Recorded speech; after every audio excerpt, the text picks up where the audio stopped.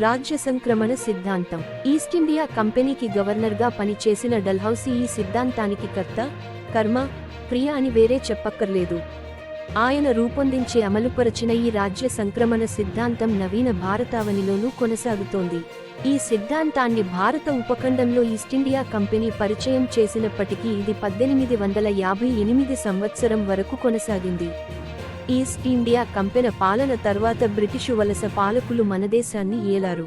రాజ్య సంక్రమణ సిద్ధాంతం ప్రకారం సామంత రాచరిక సంస్థానాలలో పాలకుడు అసమర్థుడైనా లేదా పుత్రసంతానం లేకుండా మరణించినా ఆ రాజ్యాలు అప్రమేయంగా ఈస్టిండియా కంపెనీ రాజ్యంలో కలిసిపోతాయి. తరతరాలుగా పుత్ర సంతానం లేని రాజులు వారసుని దత్తత తెచ్చుకోవటమనే సంప్రదాయాన్ని ప్రోత్సహించింది. అంతేకాక కాబోయే పాలకుడు సమర్థుడా కాడా అన్న విషయాన్ని బ్రిటిషు వారే నిర్ణయించేవారు. ఈ సిద్ధాంతాన్ని అప్పట్లో మన భారతీయులు తీవ్రంగా వ్యతిరేకించారు. దీని అమలు న్యాయబద్ధం కాదని వాదించారు. చాలా మంది భారతీయులు, స్వాతంత్ర సమరయోధులు ఈ సిద్ధాంతంపై పోరాడారు.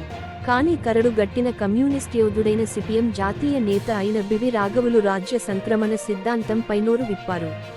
రాజ్య సంక్రమణ సిద్ధాంతం ఇంకా కొనసాగుతుందని కుండబద్దలు కొట్టారు. తెలంగాణలో ప్రభుత్వం ఎప్పుడు కూలుతుందా, ఎప్పుడు గద్దెనెక్కుదామా అని బీజేపీ కాచుకొని కూర్చుందని సిపిఎం పొలిట్ బ్యూరో సభ్యుడు బివి రాఘవులు అన్నారు. బీజేపీ కుట్రలను తిప్పికొట్టేందుకు లౌకిక శక్తులను ముఖ్యమంత్రి రేవంత్ రెడ్డి ఏకం చేయాల్సిన అవసరం ఉందన్నారు. ప్రజలపై కేంద్రం మోపిన భారాన్ని మరిచిపోయి రాష్ట్ర ప్రభుత్వం ఇచ్చిన హామీలను కేంద్ర మంత్రి కిషన్ రెడ్డి చదువుతున్నారని విమర్శించారు. హైదరాబాద్లో నిర్వహించిన మీడియా సమావేశంలో రాఘవులు మాట్లాడుతూ, తెలంగాణలో బీఆర్ఎస్కు మనుగడ ఉండాలంటే బీజేపీకి వ్యతిరేకంగా రాజకీయ నిర్ణయం తీసుకోవాలని ఆ పార్టీ వర్కింగ్ ప్రెసిడెంట్ కేటీఆర్కు సూచించారు. పార్లమెంట్లో ఇష్యూ టు ఇష్యూను బట్టి వ్యవహరిస్తామని కేటీఆర్ చెప్పడాన్ని ఆయన తప్పుబట్టారు. అలా స్పందించడమంటే రాజకీయం కాదని, లొంగుబాటు అవుతుందన్నారు. దేశమంతా అభివృద్ధి జరిగితే ఇటీవలి లోక్ సభ ఎన్నికల్లో బీజేపీకి సీట్లు ఎందుకు తగ్గాయో ప్రధాని మోదీ చెప్పాలని నిలదీశారు. సీట్లు ఎందుకు తగ్గాయో ఆలోచన, ఆత్మవిమర్శ లేకుండా మోదీ మాట్లాడుతున్నారని విమర్శించారు. బీజేపీ ఎన్నికలను డబ్బులతో ముంచేసిందని ఆరోపించారు. తెలంగాణలో బీజేపీ ఓటు బ్యాంకు 19% నుంచి 35% పెరగడం ప్రమాదకరమని వ్యాఖ్యానించారు. ఇక్కడ బీజేపీని నియంత్రించడంలో కాంగ్రెస్ పూర్తిగా విఫలమైందన్నారు. కేరళలోనూ బీజేపీ ఒక సీటు సాధించడం చింతించాల్సిన విషయమే అన్నారు.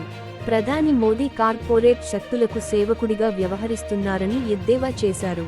ఇండియా కూటమి విచ్ఛిన్నం కాకుండా ముందుకు వెళ్లడంలో సిపిఎం చేసిన త్యాగం మరే పార్టీ చేయలేదన్నారు. ఓట్లు, సీట్లు కాదని దేశాన్ని రక్షించుకోవడమే సిపిఎం లక్ష్యమన్నారు. తెలంగాణలో మతోన్మాదాన్ని ప్రజల మనస్సులో నుంచి తొలగించే బాధ్యత సిపిఎంపై ఉందన్నారు.